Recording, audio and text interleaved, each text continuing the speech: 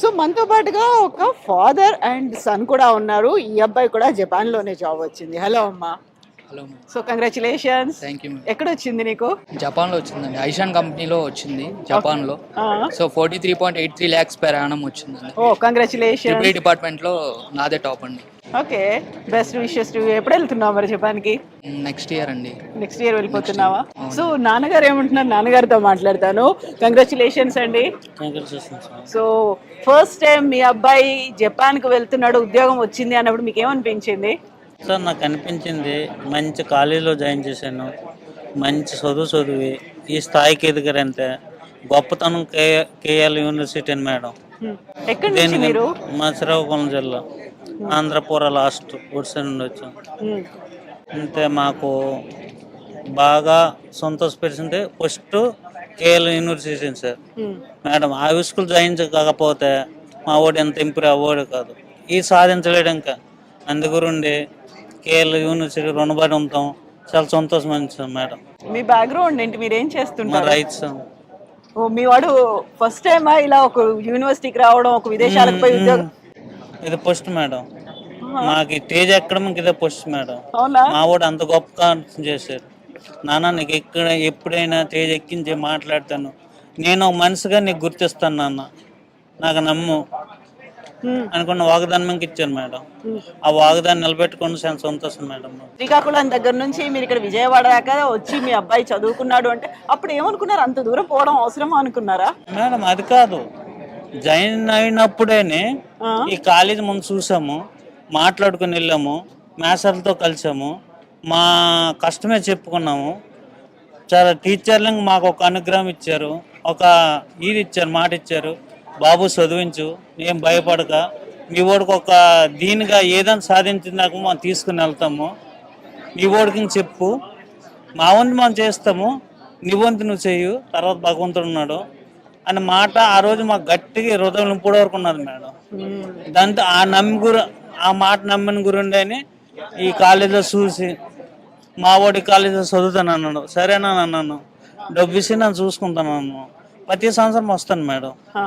ప్రతి సంవత్సరం వచ్చి కాలేజీతో మేసర్లతో కలిసి మా వాడి పొజిషన్ ఏంటి, ఎలాగున్నాడు, ఈది ఉన్నాడు చూసుకొని ఒక రోజు ఉండి వెళ్తాను మేడం. ఇప్పుడు 43 లక్షల శాలరీ వస్తుంది ప్రతి సంవత్సరం, అంటే ఆల్మోస్ట్ 3.5 లక్షలు నెలకు వస్తుంది కదా, ఏమనిపిస్తుంది ఇది?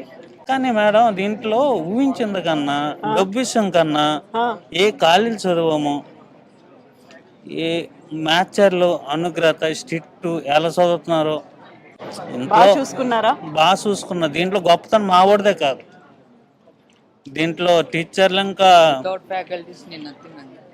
ఈ సాయం లేకపోతే మాకు ఈ రేంజ్ రాదు. ఈరోజు నా నిలబెట్టి స్టేజ్ మీద మాట్లాడుతానంటే కేఎల్ యూనివర్సిటీ దీనివల్లే మా వాడు సాధించాడు. 2 విధాలు మేడం. ఇప్పుడు మీ వాడికి ఇంత పెద్ద జాబ్ వచ్చింది, ఇంత శాలరీ వచ్చింది అని ఊర్లో తెలిసినప్పుడు ఏమనుకున్నారు? ఇంకా చేయవలసిన పని ఉన్నది మేడం. ఇంక వెళ్ళాలి, తేవాలి, ఇవన్నీ ఓన్లీ ఇప్పుడు మాటలే. ఇంక సాధించాలి, ఇది ఇంక 2 పరీక్షలు రాయాలి, ఇవన్నీ అవ్వాలి, ఆ భగవంతుడు ఇంక శుభ్రం తీర్చాలి. చాలా ఆనందం పడుతున్నాను మేడం. నేను ఇంతవరకు వచ్చింది, ఇంతవరకు సాధించుకుని వచ్చాడు. ఒక నమ్మకం అంది గట్టి నా హృదయంలో కడిగింది. తర్వాత కేఎల్ యూనివర్సిటీ అంటే మా ఏరియా అని తెలుస్తుంది మేడం. కటౌట్ అన్ని పెడతాం మా ఊర్లో. పెద్ద ఎత్తున సెలబ్రేషన్స్ ఉంటాయా? గ్రాండ్ వెల్కమ్ అంటారు కదా. దేనికంటే ఇప్పుడు మీరు ఎంత స్థాయికి తీసుకుని వచ్చారు, ఆ రుణం మనం తీర్చుకోవాలి కదా. కేఎల్ అంటే ఎవరు తెలియదు మా ఊర్లో, అది ఆంధ్ర లాస్ట్. అవును, ఆంధ్ర ఒడిశా బోర్డర్లో ఉంది మా ఊరు. మరి అంతవరకు పేరు వెళ్ళాలంటే మేము ఇంకా కొంచెం కటౌట్లు అన్ని పెట్టి అన్ని చేసి 10 మంది తెలాలి కదా. రైతు కుటుంబంలో పుట్టి ఇంత సాధించాడంటే అది మాకు గొప్పతనం, మీ కేఎల్ యూనివర్సిటీకి గొప్పతనం. అది మా గొప్పతనం కాదు, మీ యూనివర్సిటీ పునాది, ఫౌండేషన్ మీరే. ఎంతవరకు చదువుకున్నారు మీరు? 10th madam. ఓకే. మీ వాడు మళ్ళీ 10th అయింది, ఇంటర్మీడియట్ అయింది, నేను బీటెక్ చేస్తున్నాను, ఇవన్నీ అనుకున్నప్పుడు అనిపించింది కదా, ముందైతే ఒక సంతోషం వేసింది? సంతోషం మేడం. అంటే ముందుండే కొంచెం చదువుతున్నాడని గుర్తింపు, కానీ కేఎల్ యూనివర్సిటీ జాయిన్ అయ్యి ఇంత సాధించారంటే నమ్మలేకపోతున్నాం సార్. అవునా? ఉమ్. సో నాకు ఫస్ట్ చాలా సంతోషం.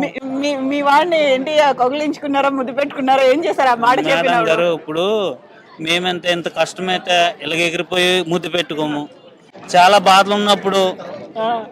పూర ఏడ్చుకొని తెప్పుకోము, అన్నీ ఒకలాగా ఉంటాం మేడం. ఉమ్. సో ఇప్పుడు చెప్పాలి అంటే మీ వాడికి ఏం చెప్తారు? నాకు సంతోషం మేడం. ఇప్పుడు ముద్దు పెట్టుకున్న లోపల ఎంత సంతోషం అయిందో మనకు తెలుస్తుంది మేడం. అవును. నిజం సంతోషం, అది మా సాల్ మేడం. ఓకే. సో చూసావా నాన్నకి నీ మీద ఎంత ఉందో, అసలు నువ్వు అనుకున్నదంతా చేసావు, ఇంకా సాధించాలి, ఇక్కడికే తృప్తి చెందట్లేదు, ఇంకా ఇంకా చేయాలనుకుంటున్నారు. మేడం ఇది వాస్తవం. ఇప్పుడు ఏంటైంది, కాలి పేరు వచ్చింది బయటికి, ఇంకా 2 పరీక్షలు రాయాలి, వెళ్ళాలి, అవును. దీంట్లో మంచిగా ఉండాలి. అందులో జపాన్కి వెళ్తున్నాడు. జపాన్కి వెళ్తున్నాడు. లాస్ట్ వర్డ్ లో కొందరు ఛాన్స్ పోతుంది, కొందరు ఇదయ్యి నానా రకాలు అయిపోతున్నారు. అది పోకుండా నిలబెట్టుకోవాలి. ఇంతవరకు వచ్చిందంటే ఆ యంత్రం నిలబెట్టుకోవాలి. ఇంత ఛాన్స్లో పోతుంది. నిజమే. సో నాన్నకి ఇంకా కాన్ఫిడెన్స్ ఉంది, నువ్వు ఎక్కడ చెడగొట్టుకోకుండా అక్కడ దాకా వెళ్ళాలి, చేసి చూపించాలి. ఖచ్చితంగా వెళ్తాను.